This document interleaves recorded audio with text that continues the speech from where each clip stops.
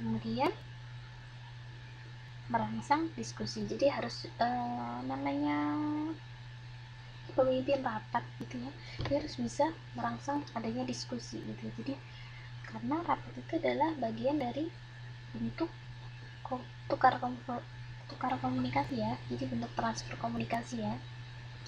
Jadi harus bisa merangsang diskusi. Tekanan ini merangkum perdebatan, bukan memperluas perdebatan ya, tapi merangkum perdebatan. Kemudian mengkaji ulang rekomendasi. Kemudian yang terakhir nih, setelah hasil rapat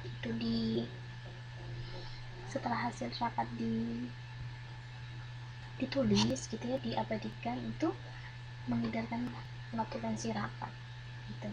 Jadi mengedarkan notulensi rapat, jadi orang tuh tahu gitu ya, apa yang terjadi di dalam rapat itu, apa sih yang dibahas di rapat itu, apa rekomendasinya, apa ide baru-baru di rapat itu gitu. Jadi ini yang jadi tugas para pemimpin. Jadi nanti teman-teman nih kalau jadi pemimpin rapat nih, bertanggung jawabnya seperti ini nih, supaya rapat menjadi sebuah pembicaraan komunikasi yang efektif gitu kan ya. Oke, ya kita masuk ya. Jadi di kegiatan belajar 2 gitu. Saya boleh ambil minum bentar ya teman-teman, sisi bentar. Nggak boleh kayak dulu. Bentar ya, saya ambil minum 5 menit dulu, haus.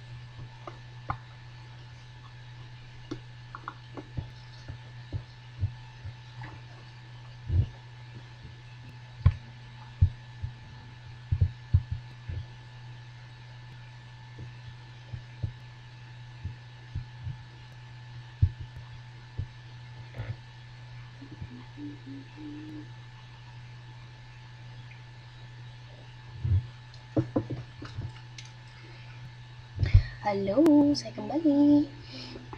Oke ya, kita lanjutkan lagi. Selesai istirahatnya. Apa nih? Kalau masuk komunikasi menjadi direktur Maya. Ini karena kan ini ya jelas ya, ini karena kita kan apa? Proses gitu ya, proses belajar kan. Jadi pura-puranya kan berawal dari pura-pura nanti menjadi nyata. Gampangnya gitu ya, mau terima ya, sih, insyaallah, amin. Yuk kita lanjut. Nah ini nih, kita lanjut untuk kegiatan belajar 2. Jadi selanjutnya kita akan membahas mengenai kegiatan komunikasi massa dalam komunikasi bisnis. Jadi kegiatan belajar 1 tadi kita adalah kegiatan komunikasi tatap muka ya, tatap muka dalam interpersonal. Jadi interpersonal itu dari diri satu orang ke satu orang, atau satu orang ke beberapa orang yang tidak terlalu banyak. Nah, sekarang kita akan bahas mengenai kegiatan komunikasi massa dan dalam komunikasi bisnis.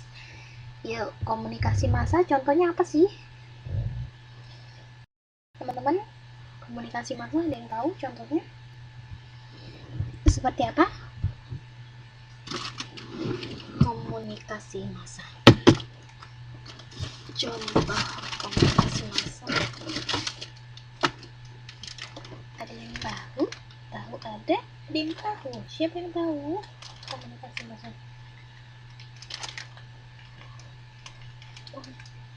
Ya, betul sekali. Pintar. 1 miliar buat Mbak Frina. Betul. Salah satu bentuk komunikasi massa itu adalah iklan gitu ya. Jadi kita tahu bahwa dalam bisnis yang betapa pentingnya ya kita menginformasikan sesuatu dalam bentuk iklan gitu kan ya, bahwa menjadi salah satu titik penting bahwa iklan itu adalah sesuatu yang sangat penting gitu kan ya.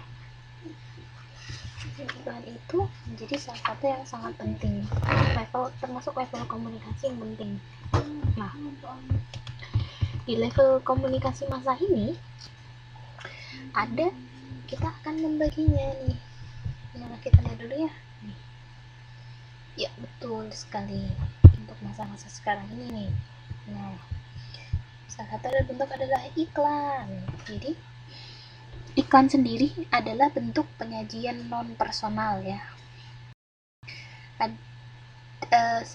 Bentuk penyajian non personal yang dibayar serta jadi promosi barang dan jasa dengan gagasan dan dibiayai sponsor tertentu gitu kan ya.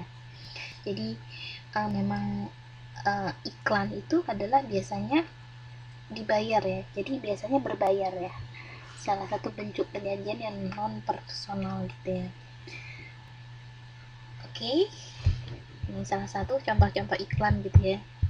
Jadi ini bayinya terkenal sekali gitu ya, jadi semuanya pada iklan di tubuhnya gitu ya, ada Sony, ada McD, ada Nike gitu kan ya, semuanya dia jadi salah satu objek buat iklan gitu ya. Gitu loh. Jadi tekankan lagi ya, jadi iklan itu adalah salah satu penyajian non personal yang dibayar gitu ya, serta promosi barang dan jasa dan gagasannya dibayar oleh sponsor tertentu gitu. Oke.